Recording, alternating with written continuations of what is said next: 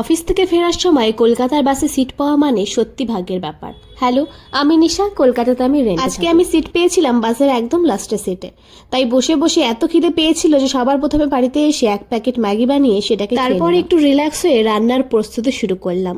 আজকে ডিনারটা একটু স্পেশাল, চিকেনের ঝোল। প্রথমে চিকেনটাকে ভালো করে ধুয়ে তারপর সেটাকে ম্যারিনেট করে রাখলাম, তারপর বাকি জোগাড় যন্ত্র এখন আস্তে আস্তে শুরু। আর এই কদিন কলকাতায় যে কি ঠান্ডা পড়েছিল, তবে আজ একটু কম লাগছে, সেটাই ভালো। চিকেনের জন্য আমি প্রথমে পেঁয়াজগুলোকে কুচি কুচি করে কেটে নেব, তারপর রসুনটাকে ছাড়িয়ে নেব। আর এদিকে আমার গরম গরম সাদা ভাত রেডি হয়ে গেছে। আর এদিকে ডালের জন্য শুধু ডাল আর টমেটো আর দুটো লঙ্কা নিয়ে সেটাকে প্রেসার কুকারে ভালো করে আর ভেবেছি চিকেনটা একটু ঝাল ঝাল করে বানাবো, সেজন্য কয়েকটা লঙ্কাও কেটে দিয়ে দিচ্ছি। আর এদিকে আমার ডালের সিটি পড়ে এরপর চিকেনের মশলাটা কষানো হয়ে যাওয়ার পর আমি ম্যারিনেট করা চিকেনটাকে দিয়ে সেটাকে ভালো করে চিকেনটা কষতে থাকুক। আর এদিকে আমি চলে আসলাম আমার রুমে। আমার রুমের বেডটার অবস্থা খুবই খারাপ হয়ে গিয়েছে।